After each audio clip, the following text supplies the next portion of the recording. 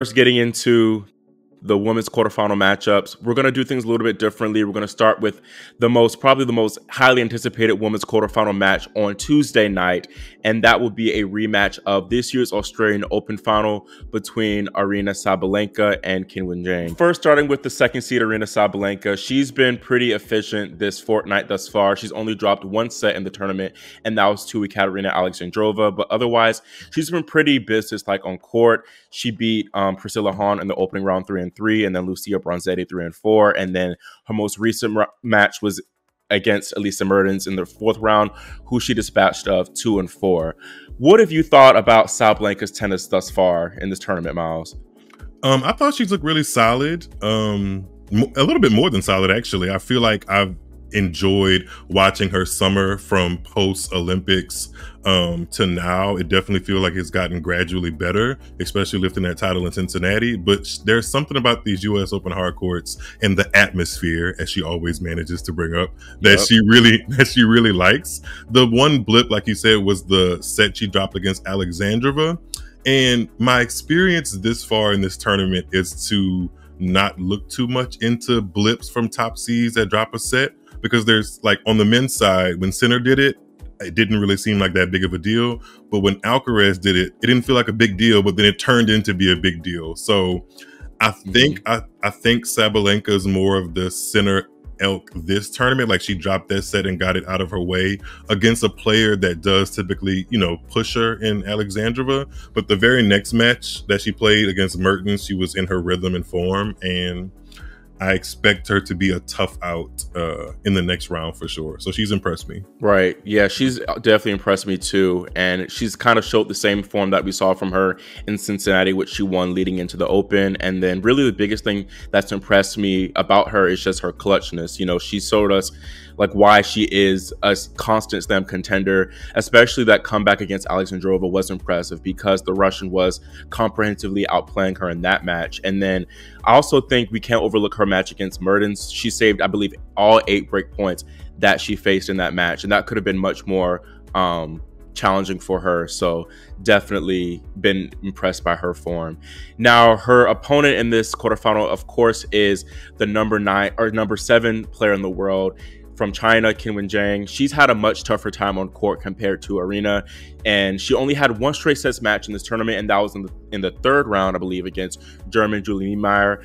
But right out the gate, she had a battle on her hands against American Amanda Anisimova, who won Toronto and was a dangerous floater in this tournament for sure. And she also had to come back from a set down the following round against the elder Andreeva's sister, Erica, but she dominated the final 2 sets there. But then, of course, the best, like you said in the intro, perhaps the best match of the women's tournament thus far was her last match in the round of 16 against Donna Vekic. That was a rematch of the Olympic final, and it definitely lived up to the hype. It was memorable for not only the quality, but it didn't end until 2:15 a.m. in the morning, and that's the latest finish for a women's match in US Open history. Now, a lot of people were not happy about this late finish. Even Andy Murray, as he loves to do, chimed in on the matter. What are your thoughts on it, Myles? I agree with Andy Murray. I do think that tennis is evolving at a much more rapid pace than like the actual powers that be are keeping up with what to do with that evolution. And they almost seem to brag when players finish past 2 a.m. On one hand, I guess that's fun for them, but then I start to think about the logistics of the fact that, like, it's not just the players that are affected. Like the line umpires, the people that do the graphics and stuff on the back end, the commentators, the people that clean up, everyone is like pushed back and stretched very thin when matches go that deep into the night, just to come right back the next day and prepare for the day session. Even though I'm sure there's some, you know, shift interchanges and everybody doesn't do the exact same thing every single day, it's still tough. It's a tough turnaround. Curfews would be great, but I guess if you're a night owl like me, which I guess is the guilty pleasure of it all, I like it. I mean, I think you brought up some great points about maybe doing a curfew, but to be honest, it's like, what else can you do? It's like the matches just go that long. It's not like you can stop them. If anything, maybe try to shorten tennis if possible. I think it was you that tweeted it, of maybe having at least the first week of the men's side just be best of 3 instead of best of 5.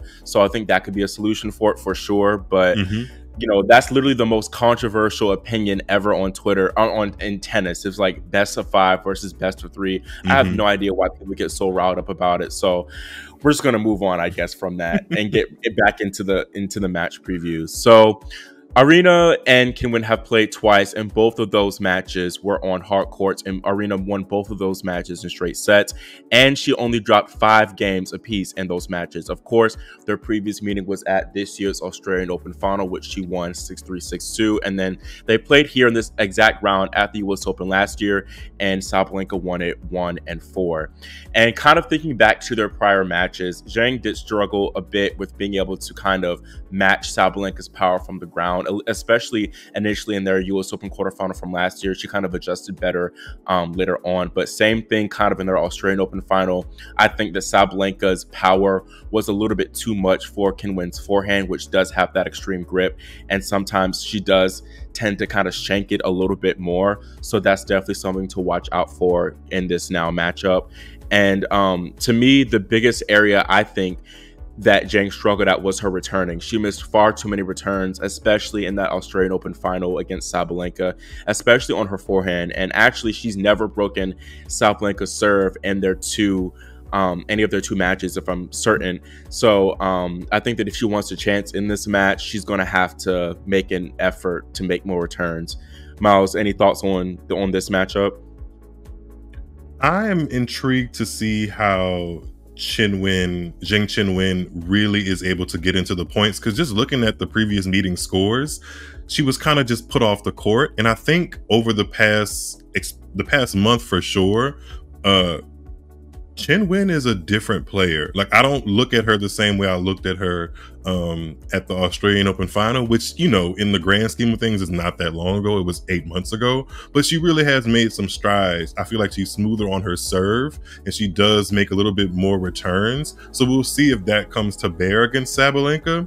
If Sabalenka is feeling comfortable in the matchup, she very well may just overpower Zheng Qinwen. That's one of the few people that can really do that on tour. But I'm interested to see how this confident gold medalist Zheng Qinwen goes up against a confident, is Sabalenka world number 2? Yeah, world number 2, 2-time Australian Open champion. Because I feel like in different ways, they're both different players from when they played in Australia, and the court conditions may be a little bit different. So we'll see. If it goes 3, I actually give the edge to Sabalenka, because Zheng Qinwen has the miles on her legs from this tournament.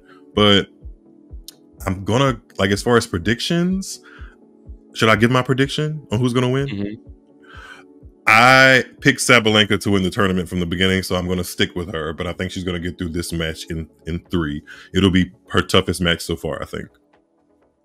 See, I was close to having her win this in 3 sets as well, because the points you mentioned about Qinwen having much more confidence. She really does look like a different player as opposed to when she made her first major final, and definitely that she has that gold medal aura about her. We have to consider the late finish. Even though it was a day rest for her, that still might impact her and mess up her sleep schedule. Sabalenka, she had a late finish too in her match against Alexandrova, although that was a few days ago. So I don't think that will be a factor for her. And then, as you mentioned, she has that leg strapped up. And as you can see with the graphic, she has over 3 more hours on court compared to Sabalenka. And I think we can't underestimate that. I definitely do think that, though, if Parariba, her coach, gives her, and they come in with a better return strategy of not having to go for as much on her return, maybe chip some returns in and make Sabalenka play, she can for sure, of course, grab a set.